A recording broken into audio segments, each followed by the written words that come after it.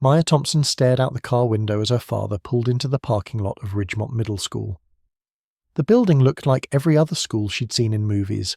Brick walls, perfectly cut grass, and students walking around like they owned the place. She took a deep breath. "Remember what we talked about, baby girl," her father said, turning to look at her. "Keep your head down. Focus on your studies. No trouble." Maya nodded.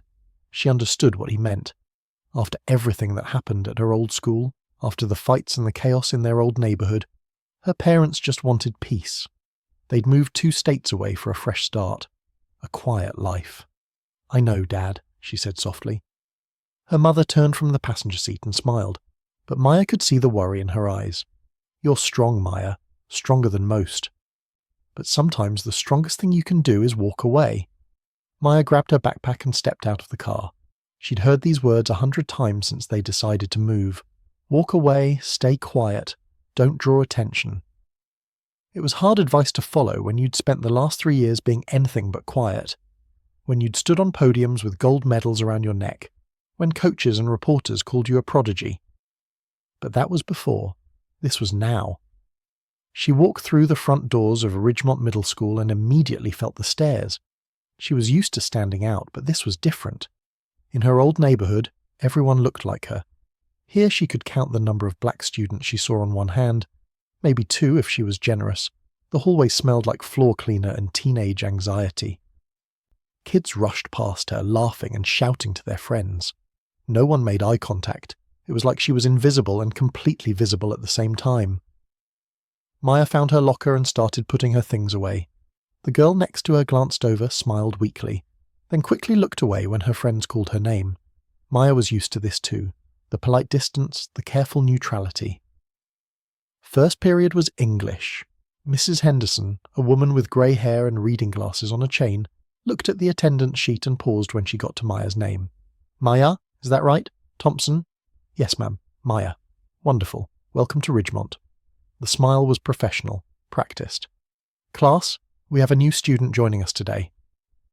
A few kids turned to look. Most didn't bother. Maya sat in the back and opened her notebook. She'd learned long ago that the back of the classroom was the safest place to be. You could see everything. You could prepare. By lunch, Maya had already mapped out the school's social structure. It wasn't hard. Every school had the same setup. The popular kids sat in the centre of the cafeteria. The athletes had their table. The band kids had theirs. The outsiders scattered around the edges. Maya bought a sandwich and found an empty table near the window. She pulled out a book and started reading. It was easier than trying to make friends on the first day. Easier than answering the questions that always came. Where are you from? Why'd you move? What do your parents do? Is someone sitting here? Maya looked up. A small Asian girl with glasses stood there holding a tray. No, go ahead. The girl sat down but didn't say anything else. Maya appreciated that. They ate in comfortable silence, both reading their books. It felt like a small victory. The rest of the day passed without incident. Maya went to her classes, took her notes, and kept to herself. It was in 7th period gym class that she got her first real taste of what Ridgemont was really like. The gym teacher, Coach Brennan, was calling out names for team selection. 2 captains stood at the front, Ashley Martinez and Jake Chen. Ashley was tall, blonde, with the kind of confidence that came from never being told no. She wore designer gym clothes and had 3 other girls standing behind her like backup singers. Maya was picked last. She expected that. New kid, quiet, didn't look athletic in her oversized hoodie and worn sneakers.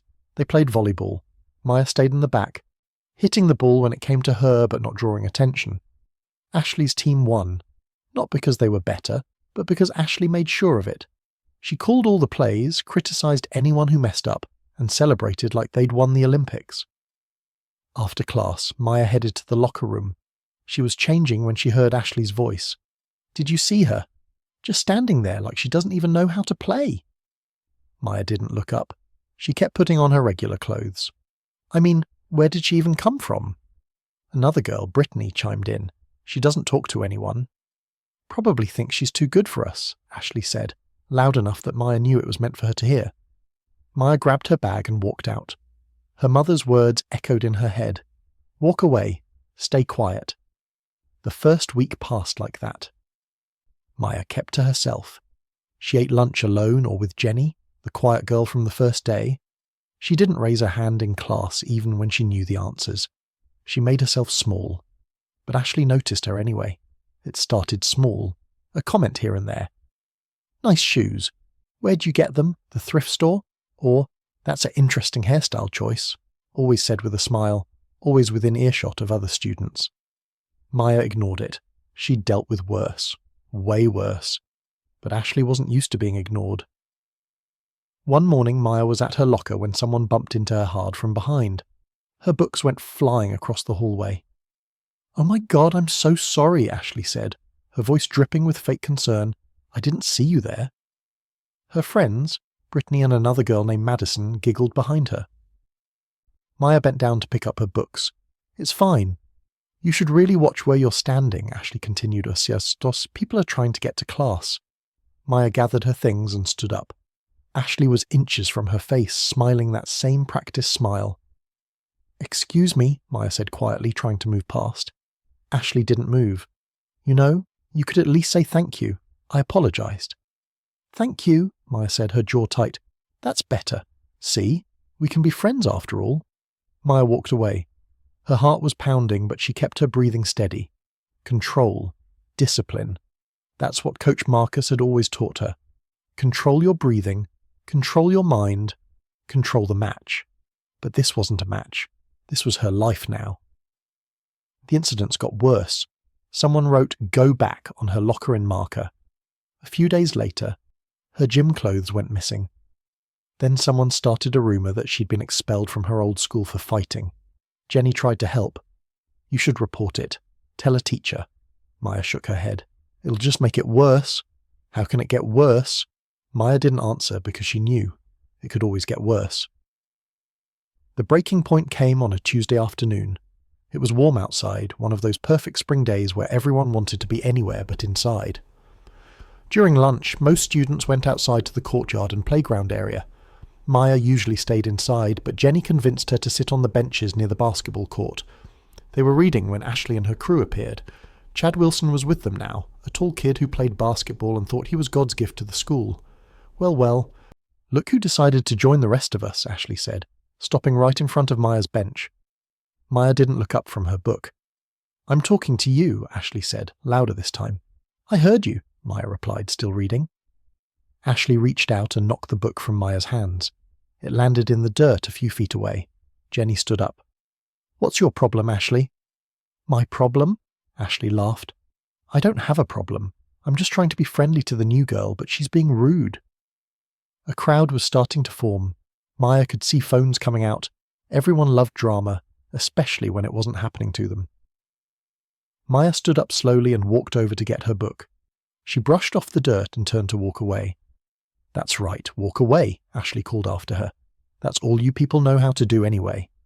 Maya froze. The words hung in the air like smoke. She could feel every eye on her. "What did you just say?" Jenny asked, her voice shaking. "You heard me," Ashley said, smiling. Maya turned around. "I don't want any trouble." "Then you shouldn't have come to our school," Brittany added. Chad laughed. "Yeah, maybe go back to wherever you came from." The crowd was bigger now, phones were definitely recording. A teacher, Mr. Palmer, was somewhere in the distance, but he was talking to another student and not paying attention. Maya's hands were shaking, not from fear, from restraint, from the effort it took to keep every instinct, every bit of training locked down inside her. "Just leave me alone," Maya said quietly. "Or what?" Ashley stepped closer. "What are you going to do?" Maya didn't answer. She just stood there, breathing steadily, counting in her head like Coach Marcus taught her. 1, 2, 3, 4. Ashley pushed her. Not hard, but enough to make Maya take a step back. The crowd gasped. "Ashley, stop," Jenny said, but her voice was weak against the mob mentality building around them. "What's the matter? Can't take a little push?" Ashley taunted. She pushed Maya again, harder this time. Maya planted her feet. She didn't move. Ashley's smile faltered for just a second. Then she recovered. "Brittany, Madison, come here." The girls flanked her. Chad moved closer too. They surrounded Maya in a loose circle. "You think you're better than us, don't you?" Ashley said. Coming in here all quiet and mysterious, like you're special." "I never said that," Maya replied, her voice still calm. "You don't have to say it. We can tell, the way you look at everyone, like we're beneath you." Maya shook her head. "That's not true." "Liar!" Ashley pushed her again, this time with both hands. Maya stumbled back but stayed on her feet. Something was shifting inside her. The control she'd maintained for weeks was starting to crack. "Stop it, Ashley," Jenny shouted. "Shut up, Jenny," Chad said, blocking her path. Ashley was in Maya's face now. "You gonna cry? Gonna run to your daddy? Oh wait, let me guess. He's probably not even around, right? Isn't that the stereotype?" The crowd made a collective sound. Even they knew that was too far. Maya's breathing changed. Her stance widened slightly. Her weight shifted to the balls of her feet. "You need to back up," Maya said, and this time her voice was different, harder, the voice of someone who'd stood across from opponents twice her size and refused to lose. "Or what?" Ashley shoved her again. This time Maya didn't move at all. She was rooted to the ground like a tree. Ashley's eyes widened slightly. She'd felt it. The resistance. The strength. "Last chance," Maya said quietly. "Walk away." Ashley laughed, but it sounded forced. "You threatening me?" Did everyone hear that? She just threatened me. She wound up and threw a punch at Maya's face. Maya's training kicked in before her brain could stop it. 3 years of drills, of muscle memory, of coaches screaming, "React, don't think." She moved her head 6 inches to the left. Ashley's fist hit nothing but air. Time seemed to slow down. Ashley stumbled forward from her own momentum. Maya's hands moved automatically. She grabbed Ashley's extended arm, stepped to the side, and used Ashley's own force against her. It was a basic wrestling technique. Simple, effective. Ashley went down hard, landing on her back with Maya controlling her arm. The whole thing took less than 2 seconds. The crowd exploded. Phones were everywhere now. "Get off her!" Brittany screamed, rushing forward. Maya released Ashley and stood up, but Brittany was already coming. Another automatic response. Maya ducked under Brittany's wild swing, got behind her, and executed a perfect takedown. Brittany was on the ground next to Ashley before she even knew what happened. Madison backed away, hands up. "I'm good. I'm not doing anything." Chad looked at the 2 girls on the ground, then at Maya, then decided he had somewhere else to be. Maya stood there, breathing hard, looking at what she'd done. Ashley and Brittany were getting up slowly, dirt on their expensive gym clothes, shock written across their faces. You psycho," Ashley screamed. "You attacked us?" "That's not what happened," Jenny said loudly. "Everyone saw. You attacked her first." Mr. Palmer finally showed up, blowing his whistle like that would solve everything. "What's going on here? Everyone back up." He saw Maya standing over Ashley and Brittany, and his face changed. Maya knew that look. She'd seen it before. "Young lady, principal's office, now." "But she didn't," Jenny started. "Now," Mr. Palmer shouted. Maya picked up her backpack and started walking. Behind her she could hear Ashley crying, playing the victim perfectly. She could hear the crowd murmuring, phones still recording. This was it. Everything her parents feared, everything they'd moved to avoid. She sat outside Principal Howard's office for 20 minutes before he called her in. He was a thin man with a bald head and tired eyes. "Maya Thompson," he said, looking at a file on his desk. "You've been here, 3 weeks?" "Yes, sir. And already I'm hearing reports that you assaulted 2 students. That's not what happened." "Then why don't you tell me what did happen?" Maya explained everything. The weeks of harassment, the racial comments, the escalation, the attack. Principal Howard listened, his face neutral. When she finished, he leaned back in his chair. "That's quite a story. It's the truth. The thing is, Maya, Ashley Martinez and Brittany Chen are good students. They've never been in trouble before. Ashley's mother is on the PTA board." Maya's heart sank. She knew where this was going. "Now, I'm not saying I don't believe you," he continued, "but without evidence." There was a knock on the door. Vice Principal Chen, a younger woman with sharp eyes, walked in without waiting for an answer. "David, we need to talk. Now." She handed him her phone. Principal Howard watched whatever was on the screen. His face went pale, then red, then pale again. "Where did you get this?" "It's all over social media. Every student in this school has seen it by now, and it's spreading fast." She turned the phone to Maya. It was a video compilation. Someone had put together every recorded interaction between Ashley and Maya. The locker incident, the gym class comments, today's confrontation, everything, and the captions told the real story. Watch black girl show restraint. 3 weeks of racist bullying. They messed with the wrong one. Principal Howard was watching more videos now. Different angles of the playground incident. You could clearly see Ashley pushing Maya multiple times. You could hear the comments. You could see Maya trying to walk away. And then the takedowns. Perfect technique. No excessive force. Just pure skill. Who posted these? He asked. Multiple students, Vice Principal Chen said. And they're all saying the same thing, that Ashley and her friends have been bullying Maya since she got here. That today was just the breaking point. The principal looked at Maya with new eyes. Is there anything else you need to tell me? Maya hesitated, then decided she was tired of hiding. I'm a wrestler, 3-time national youth champion. We moved here for a fresh start. My parents told me to keep quiet about it, to avoid trouble. A wrestler, Vice Principal Chen repeated, pulling out her phone. She typed something, then her eyes went wide. David. Look at this. She showed him article after article. Local youth dominates National Wrestling Championship. 12-year-old phenom takes gold. Photos of Maya on podiums, medals around her neck, coaches lifting her in celebration. Why didn't this come up in her file? Principal Howard asked. Her parents probably didn't mention it, Vice Principal Chen said. And why would they, after seeing how she's been treated here? There was another knock. Mr. Palmer stuck his head in. Sir, Ashley Martinez's mother is here. She's demanding to speak with you about... He stopped when he saw the expressions on their faces. Send her in, Principal Howard said grimly, and call Mrs. Thompson. We owe her daughter an apology. The next hour was chaos. Mrs. Martinez came in screaming about assault charges and lawsuits. Then Vice Principal Chen showed her the videos, all of them. Mrs. Martinez's face went from red to white to something close to green. Maya's parents arrived. Her father looked ready to fight the entire school system. Her mother looked like she'd been crying. But when Principal Howard explained what really happened, when he showed them the videos and the student testimonies flooding in, when he apologized for not protecting their daughter, something shifted. We're suspending Ashley, Brittany and Chad for 2 weeks, Principal Howard said, and Mr. Palmer is being formally reprimanded for failing to supervise students properly.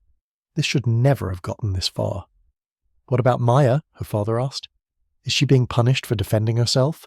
No, sir. Your daughter showed remarkable restraint. Most kids would have fought back the first time they were pushed. Maya tried everything to avoid confrontation. Mrs. Martinez tried to interrupt, but Vice Principal Chen cut her off. Your daughter has been bullying Maya for weeks.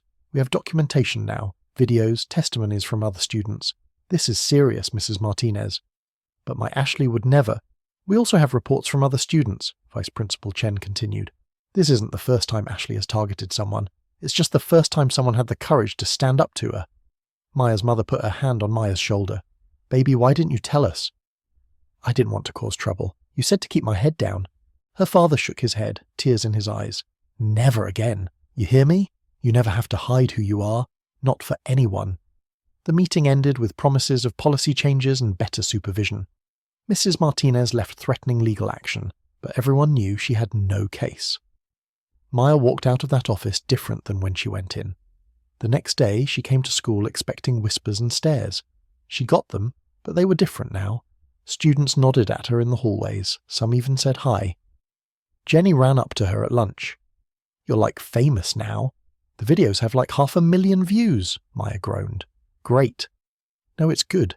People are calling you a hero. And look, Jenny showed her the comments. Most were supportive. People sharing their own stories of being bullied. People praising Maya's restraint. But there were some negative ones too. People saying she overreacted. People defending Ashley. The usual internet garbage. At lunch, a tall man approached Maya's table. He was wearing a Ridgemont wrestling polo. Maya Thompson?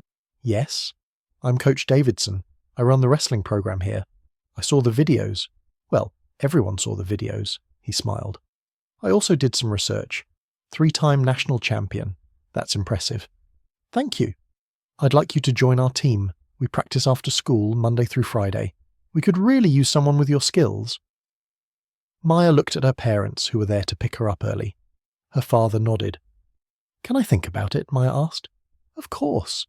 Take your time. But Maya, What you did yesterday that took real strength, not the takedowns, the restraint. That's what champions are made of. That weekend, Maya thought about everything. The bullying, the confrontation, the aftermath. Her parents told her the choice was hers. They wouldn't push her either way. On Monday, Maya showed up to wrestling practice. The team was small, 12 kids, only 2 other girls. But they welcomed her immediately. No questions about where she came from or why she moved. Just an understanding that they were all there for the same reason, to be part of something bigger. Coach Davidson paired her with different partners for drills. She helped the newer wrestlers with their technique. She pushed the advanced ones to be better. It felt like home. Ashley came back from suspension different, quieter. She didn't apologize to Maya, but she stopped the harassment. So did her friends. They kept their distance, stayed in their own lane. The school implemented new anti-bullying policies. Teachers were required to take training. Students who witnessed harassment were encouraged to report it. It wasn't perfect, but it was better. Maya started to make friends. Real friends. People who liked her for who she was, not because she was famous or talented or anything else. Just Maya. Jenny joined the wrestling team. She wasn't very good at first, but she tried hard. That's all that mattered. By the end of the year, Ridgemont's wrestling team had won their regional championship. Maya took gold in her weight class, but the win that made her cry was when Jenny won her first match. The whole team rushed the mat, celebrating like she'd won the Olympics. On the last day of school, Maya walked through the hallways without fear. She laughed with her teammates. She made plans for summer training. She belonged. Principal Howard stopped her on her way out. Maya, I want you to know that what happened to you, it changed this school for the better. Students are speaking up now. They're protecting each other. You did that. I didn't mean to. The best heroes never do, he smiled. Have a good summer, Maya, and I'll see you next year for another championship, right? Yes, sir. That night, Maya's family had dinner together. Her father raised his glass. To Maya, for being exactly who she is. No more hiding. No more hiding, Maya repeated. Her mother wiped her eyes. I'm sorry we ever asked you to. We were just scared. I know, Mom, but you were right about one thing. What's that? Sometimes the strongest thing you can do is walk away. But sometimes the strongest thing you can do is stand your ground. Maya went to bed that night and slept peacefully for the first time since they'd moved. She dreamed of wrestling matches and gold medals. She dreamed of friends who had her back. She dreamed of a future where she didn't have to choose between being safe and being herself. Because now she knew the truth. She could be both. The videos from that day eventually disappeared from social media feeds, replaced by the next viral moment. But the impact remained. Students at Ridgemont who had been silent before found their voices. Kids who'd been bullied found the courage to speak up, and bullies learned that actions had consequences. Ashley Martinez transferred schools the following year. Some said her family moved. Others said she just wanted a fresh start somewhere no one knew her story. Either way, Ridgemont was better for it. Maya went on to win 2 more national championships. She got scholarship offers from high schools with elite wrestling programs. She was featured in magazines and on local news. But what she was most proud of was the wrestling team she left behind at Ridgemont. It had grown from 12 members to over 30. More girls joined. Kids who'd never thought of themselves as athletes found a home there. Coach Davidson said Maya had started a revolution. She laughed it off. I just wanted to be left alone, she told him. Sometimes that's how revolutions start, he replied. Years later, when Maya stood on an Olympic podium with a gold medal around her neck, she thought back to that day on the playground. The day everything changed. The day she stopped hiding. In the interviews afterward, reporters asked her about her journey. She talked about her coaches, her training, her sacrifice. But she always came back to one moment. There was this girl in middle school who tried to bully me, Maya said. She pushed me, literally and figuratively. And I had to make a choice. Fight back or walk away. I chose to defend myself with the minimum force necessary. That moment taught me something important. Strength isn't about how hard you can hit. It's about knowing when to use your power and when to hold back. The interviewer nodded. And what would you say to kids who are being bullied right now? Maya looked directly into the camera. Tell someone. Keep telling until someone listens. Document everything. Find your people, the ones who will stand with you, and remember, bullies only have power if you're alone. But you're not alone. There are so many of us who've been where you are. We survived, we thrived, and so will you. The interview went viral. Students all over the world shared it, added their own stories. The movement Maya accidentally started on that playground continued to grow. But for Maya, the real victory was simpler. It was walking into a room without fear. It was being herself without apology. It was knowing that she'd taken the worst moment of her middle school life and turned it into something powerful. She'd stopped hiding. And in doing so, she'd helped countless others step into their own light. That was the real championship, the one that mattered most